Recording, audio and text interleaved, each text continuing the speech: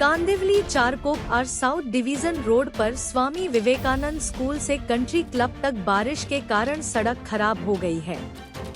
इस सड़क पर 1 साल पहले सीवरेज का काम हुआ था। मनसे विभाग अध्यक्ष दिनेश साल्वी ने आरोप लगाया है कि काम इतनी घटिया गुणवत्ता का था कि पहली बारिश में ही सड़क टूट गई।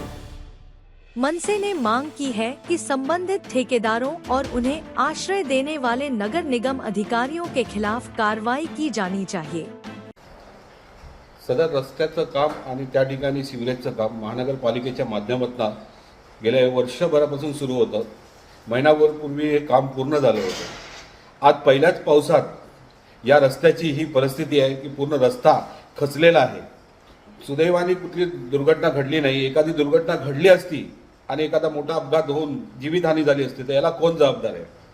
आमचं विनंती आहे या ठिकाणी जे संबंधित मनपाचे अधिकारी आहेत व जो कॉन्ट्रॅक्टर आहे त्याच्यावरती कायदेशीर कारवाई झाली पाहिजे, अन्यथा आम्ही मनसे स्टाईलने महानगरपालिकेवरती आंदोलन करू।